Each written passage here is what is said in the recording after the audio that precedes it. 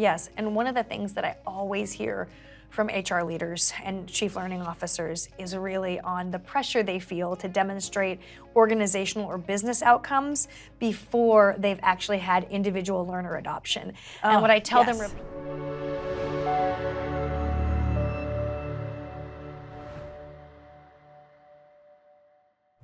This is Leading at the Frontier, a series of discussions around how AI is changing the nature of work and how you can lead your organization with confidence. I'm Katy George, Corporate Vice President of Workforce Transformation. And I'm Jeana Jorgensen, Corporate Vice President of Global Skilling. Great to see you. You too. All right, this episode is about the people agenda, what HR and learning leaders need to do to drive AI transformation. Okay, first question, where should leaders begin? Okay, my answer is always the same. Leaders should begin by getting really clear on what the business goals of the AI transformation are. This is not just about letting tech figure out what it is that it's going to do. It's being clear about what would really make a difference to your business. What's your competitive advantage? What makes you better? And defining success metrics, and then starting to get into the process of really understanding the knowledge work processes and redesigning the work design. Yes, I couldn't agree more. And one of the things that we've seen really work with our customers and partners is doing something called an AI business design session, where they can go in with the leadership team, and that session will help people work through what their strategy is, what the outcomes are that they're seeking, what does it mean to transform, and how do they do it before they actually just start applying technology to the problem. I love that. All right, so what skills will define the AI workforce? Oh my goodness, this is my favorite question.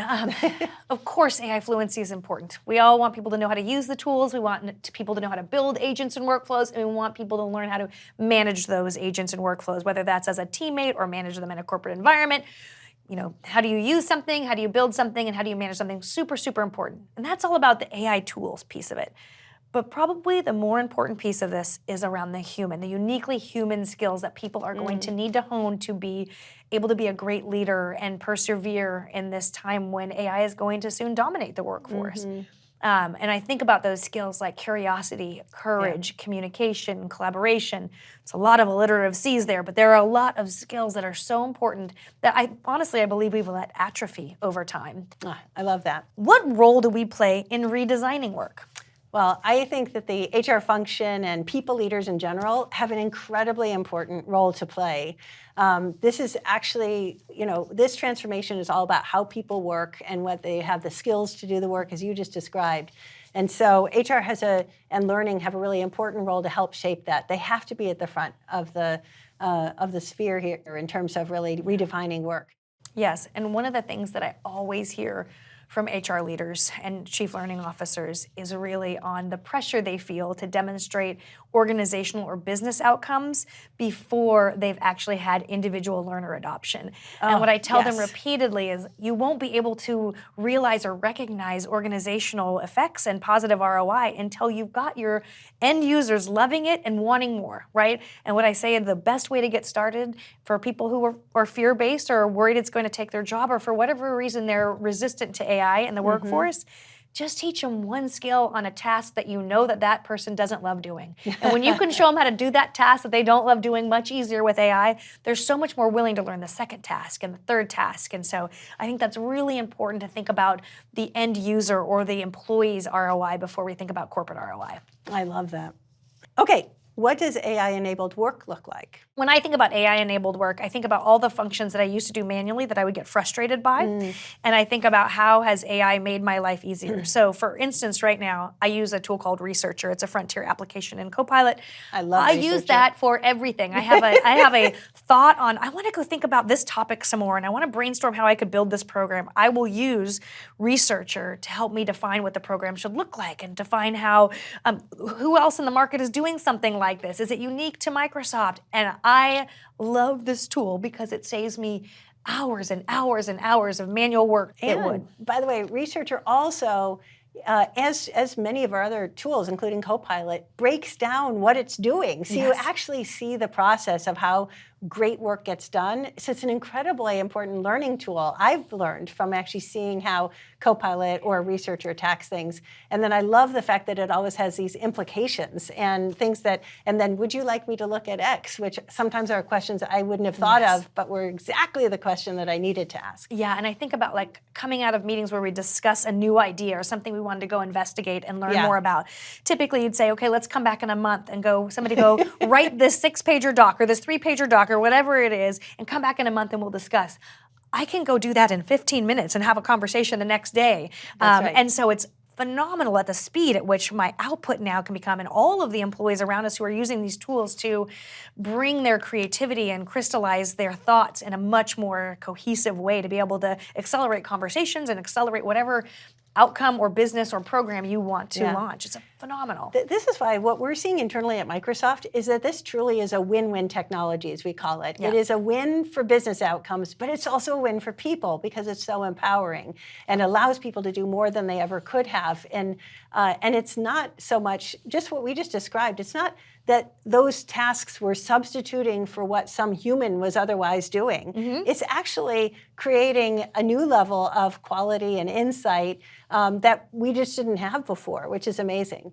So one of the things we're seeing in terms of the way jobs are evolving, they're becoming what we describe as T-shaped. You still need business judgment, expertise, to ask the right questions to get started and to know what good looks like and what's valuable when you get the responses. All the back and forth you do with, and I do with researcher, requires us to have judgment about what are the right questions to ask and what paths to go down and what paths not to go down. But we're actually seeing an increase in human collaboration in a really exciting way. Excellent. All right, this is a question I know we both feel passionate about. How do we move past experimentation? I know you're a big believer in experimentation, and so am I, but how do we move past that? All right, we have somewhat different takes on this. My view is that we are really establishing a continuous experimentation culture, meaning that as AI continues to evolve, the models will keep getting better. Every month will be a new breakthrough, just as we're starting to see now. The products will get better.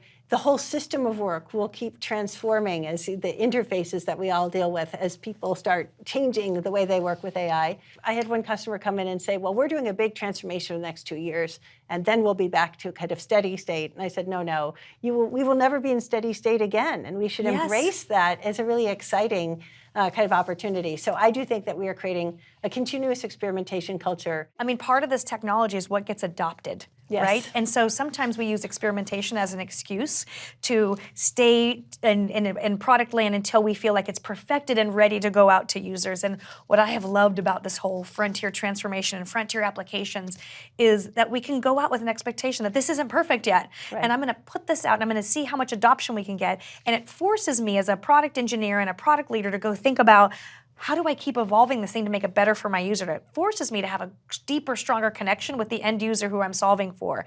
And so that, to me, I always think about, if I stay in experimentation too long, I'll never get adoption. And so for me, we are experimenting for a month, maybe, and then putting it out into what we call production, putting it out into the ether and telling people, this doesn't have these capabilities yet, but here's our intent. And what I have loved in all of this is the acceptance of our employees of saying, I know this isn't great yet, but I'm glad I'm getting to provide feedback and build something in this way. And so what I've seen is that people aren't frustrated or angry that it doesn't work exactly the way they want. They have more patience than I probably gave them credit for.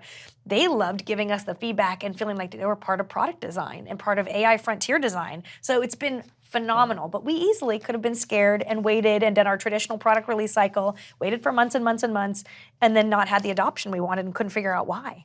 I love that. And you're talking about this in the context of product launch, but you can say the same thing for work process redesign, right? So get 5 new Copilot prompts out that gets everybody in the organization working more effectively towards your business goals. And it's okay that you're still in process of actually trying to map the end-to-end process that's more complex and create an agentic strategy. This can be iterative. We're going to continue to add on and develop. This doesn't have to be the final answer that we then develop and launch to the organization. Yeah, and the one other thing about experimentation I think is important is we also can't use experimentation as an excuse for not talking to other people and finding out how they're experimenting. Oftentimes you experiment in isolation because it's an experiment and You're keeping it closed door.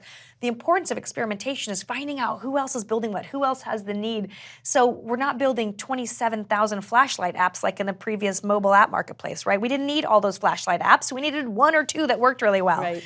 And so I want to make sure that as we're thinking about AI adoption, that we're thinking about who else is doing this, what else can we learn, can we co-develop? That has been a muscle that I have seen develop with such great interest and fervency over the last, I would say 12 months is this co-development across engineering teams. We didn't see that as much prior. Yep, I couldn't agree more. The other thing I think that's important about experimentation is this isn't about permission to do lots of risky things. Yeah. This is about actually being really clear about what you're trying to accomplish, how you stay within responsible AI guidelines and guardrails, and how you know, by the way, to launch something at small enough scale to test whether it works and to kill it if it doesn't. Yeah, experimentation with purpose. I always tell my team, experimentation with purpose. I love that.